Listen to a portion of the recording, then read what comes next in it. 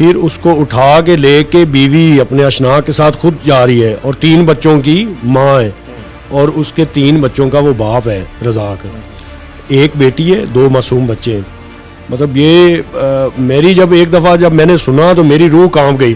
اور آپ یقین مانیں کہ میں نے فوراً تفتیشی افسر اور اپنی نفری کو بلایا کہ مجھے اپنے کانوں پہ یقین نہیں ہو رہا کہ یہ کیا چیز بتا رہی ہے خاتون. پہلے چھری کے ساتھ گلا کاٹا اور اس کے بعد گرائنڈر مشین جو تھی جس سے یہ لوہے کے راڈ کاٹتے ہیں اور سریا وغیرہ کاٹا جاتا ہے.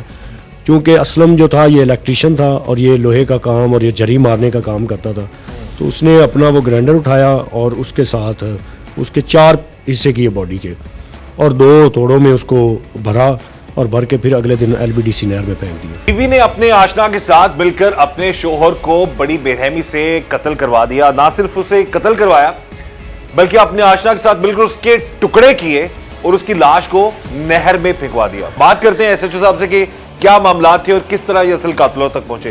جی اجازت صاحب بتائیے کہ معاملہ تھا کیا. 4 سال پہلے تقریباً 3-4 سال پہلے بندہ مرڈر ہوتا ہے, لاش اس کی غائب ہو جاتی ہے, تو اصل قاتلوں تک پہنچے کیسے, سٹارٹ کہاں سے ہوئی بات جی ساری؟ جی بسم اللہ الرحمن الرحیم. یہ سب سے پہلے ہمارے پاس مقتول جو تھا عبدالرزاق, ان کا بھائی گلزار احمد یہ کمپلین لے کے آتا ہے نومبر 17 کو کہ میرا بھائی جو ہے وہ 3 سال ہو گئے ہیں تقریباً وہ گھر نہیں آیا ہے. اور سب سے زیادہ ہمیں پریشانی اس چیز کی ہے کیونکہ ہم محنت مزدوری کرتے ہیں بھائی, 6 ماہ سال ہم ایک دوسرے کے آمنا سامنا ہمارا نہیں ہو پاتا ہے. اب پریشانی یہ ہے کہ ایک بندہ ہے جو میری بھابھی کے ہاں رہ رہا ہے اور ہمیں کوئی سمجھ نہیں لگ رہی کہ وہ کس حیثیت میں ہماری وہ بھابھی کے پاس رہ رہا ہے. تو وہ مسنگ پرسن کی اور اغوا کی یہ اپلیکیشن لے کے آتا ہے جس پہ ہم FIR درج کرتے ہیں, فوراً ٹیگ جاری کیا جاتا ہے, FIR کی جاتی ہے اور انویسٹیگیشن کا آغاز کیا جاتا ہے. اس پر پھر بلاخر اس نے سب سے پہلے مختارہ بی بی نے یہ کنفیشن کیا کہ میں نے 1 اگست کو 2020 کو اپنے آشنا اسلم کے ساتھ مل کر یہ ہم نے پلان کیا کہ رزاق کو قتل کرنا ہے. اس کے بقول کہ ہم نے رات 9 بجے گیس چلی جاتی تھی, گیس جانے سے پہلے میں نے چائے تیار کی, اس میں نشہ آور ادویات ٹیبلٹس وغیرہ شامل کی اور تقریباً 12:30-1 کے درمیان اس کو پہلے اٹھا کے واش روم میں لے کے جاتے ہیں, اس کا گلا کاٹتے ہیں. اس کو پہلے اس کو چائے پلائی تو بے ہوش ہو گیا اور پھر اس کو اٹھا کے لے جاتے ہیں. پھر اس کو اٹھا کے لے کے بیوی اپنے اشنا کے ساتھ خود جا رہی ہے اور 3 بچوں کی ماں ہے اور اس کے 3 بچوں کا وہ باپ ہے رزاق. ایک بیٹی ہے 2 معصوم بچے ہیں. مطلب یہ میری جب ایک دفعہ جب میں نے سنا تو میری روح کانپ گئی. اور آپ یقین مانیں کہ میں نے فوراً تفتیشی افسر اور اپنی نفری کو بلایا کہ مجھے اپنے کانوں پہ یقین نہیں ہو رہا کہ یہ کیا چیز بتا رہی ہے خاتون. پہلے چھری کے ساتھ گلا کاٹا اور اس کے بعد گرائنڈر مشین جو تھی جس سے یہ لوہے کے راڈ کاٹتے ہیں اور سریا وغیرہ کاٹا جاتا ہے. چونکہ اسلم جو تھا یہ الیکٹریشین تھا اور یہ لوہے کا کام اور یہ جری مارنے کا کام کرتا تھا, تو اس نے اپنا وہ گرائنڈر اٹھایا اور اس کے ساتھ اس کے 4 حصے کیے باڈی کے اور 2 توڑوں میں اس کو بھرا اور بھر کے پھر اگلے دن LBDC نہر میں پھینک دیا. آپ نے ان سے پوچھا کہ مثلا کہ کیا جب لے کے گئے اس وقت کے کیا معاملات تھے, اور جیسے کہ آف دا ریکارڈ بھی آپ بتا رہے تھے کہ واش روم آپ کو شک اس لیے گزرا کہ چھوٹا جگہ تھی وہاں پہ تو بندہ جا نہیں جاتا, کیا کام ہو رہا تھا؟ واش روم جب ہم نے دیکھا ملاحظہ کیا تو واش روم کافی چھوٹا تھا, گھر غریب تھے اور ایون کہ واش روم کا دروازہ بھی نہیں تھا, ایک پردہ لٹکا ہوا تھا, واش روم چھوٹا تھا. تو میں نے اس خاتون سے پوچھا مختارہ کو کہ جو عبدالرزاق مقتول تھا اس کا تو بھاری بھرکم جسم ہے, تو کس طرح اس کو مطلب وہ واش روم میں تو وہ سما ہی نہیں پانا تھا اس نے, تو آپ نے کیسے کیا, مجھے تھوڑا سمجھائیں. اس نے باڈی کیسی کاٹی؟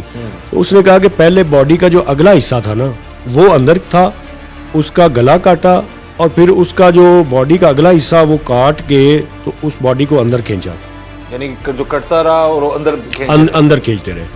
اس کے بعد پھر اس کے 4 پیس کر کے اور پھر اس کو ٹھکانے لگایا گیا. وجہ کیا بتائی ان دونوں نے جی؟ چلیں ایک تو اس کو شک ہو گیا تھا ان دونوں پہ, یا یہ لوگ پکڑے گئے تھے, یا یہ شادی کرنا چاہتے تھے, کیا معاملہ تھا کیا؟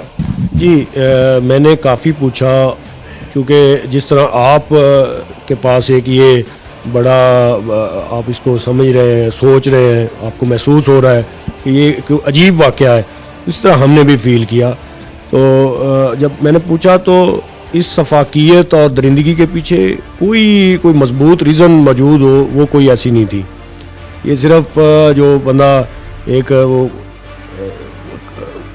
کسی کوئی کمزور لمحہ جو آپ کہہ لیں کہ ایک گناہ کا ایک درندگی کا اس میں آ کے یہ انہوں نے کیا. ان کا تعلق بن گیا ہوگا نا, ان کا تعلق بنا, اور تعلق بننے کے بعد انہوں نے یہ پلان کیا کہ اس کو, حالانکہ وہ خاتون ڈائیورس لے سکتی تھی, وہ خلا لے سکتی تھی, وہ علیحدگی کر سکتی تھی, لیکن کوئی یہ بات, اور ہم نے بھی مطلب یہ پوچھا کہ آپ کو اگر اپنے خامد سے کوئی نفرت تھی تو علیحدگی کر لینی تھی, لیکن قتل کرنے کی کیا ضرورت تھی, اور اتنی درندگی کے ساتھ قتل کرنا, تو اس کے آگے ان کا کوئی پراپر یا کوئی مناسب جواب نہیں ہوتا ہے. اچھا, اس وقت انہوں نے جب اس کے ٹکڑے کر دیے, پھر لاش کو کہاں رکھا انہوں نے, پھر کب ٹھکانے لگایا, کیسے لگایا, اس شوہر کی, اس مقتول کی بیوی نے کیا بتایا, اور وہ جو قاتل ہے اس نے کیا کہا؟ جو مختارہ بی بی نے کنفیشن کی ہے کورٹ کے سامنے بھی, اور جو اس نے ہمیں بیان دیا اس کے مطابق وہ کہتی ہے کہ اگلے دن میں اپنے میکے چلی جاتی ہوں کیونکہ میری بہن کی شادی تھی, اور لاش کٹی ہوئی گھر میں ہی ہے, گھر میں ہی ہے, واش روم میں پڑی, اس کے ساتھ آشنا جو ہے وہ ادھر اس کے گھر میں ہی موجود ہے جہاں پہ لاش پڑی تھی.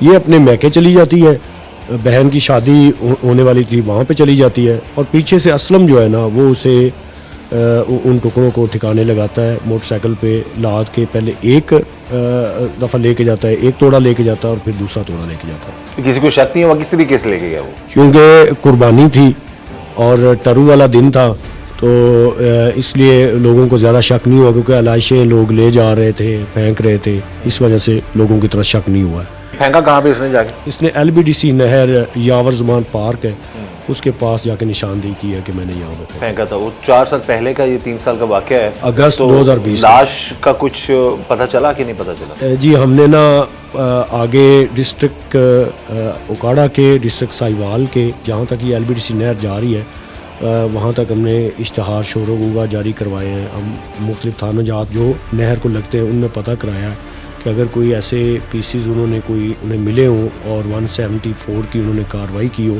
تو ہمیں اس بارے میں ابھی وہ مزید ہم چیک کر رہے ہیں, لیکن ابھی تک کوئی متعلقہ ایسی اطلاع نہیں ملی ہے. برے کام کا برا نتیجہ ہوتا ہے. اپنی سوچ کو مثبت رکھیں, اس طرح کے معاملات سے بچنے کی کوشش کریں. اب وہ شخص جو آشنا ہے اور جس عورت کے اس نے اپنی جو بھی معاملات چلائے, اب اس شخص کو بھی اس نے بھی اپنی زندگی برباد کی, ایک شخص کو قتل کر دیا, 3 بچوں کو یتیم کر دیا, اور اینڈ پر آ کر جو کہتے ہیں نا کہ معاملات جو سامنے آتے ہیں جی کہ کوئی چکر تھا اور یہ معاملات اس طرح سے اتنے خوفناک نتیجہ ان چیزوں کا نکلتا ہے. تو غلط رستے سے, غلط سوچ سے اپنے آپ کو بچائیں, غلط صحبت سے اپنے آپ کو بچائیں, اور میری یہی دعا ہے کہ اللہ تعالی ہم سب پر رحم کرم اور فضل فرمائے. اللہ تعالی ہم سب کو ہر طرح اور ہر کسی کے شر سے بچائے. مجھے اجازت دیجیے, اللہ حافظ.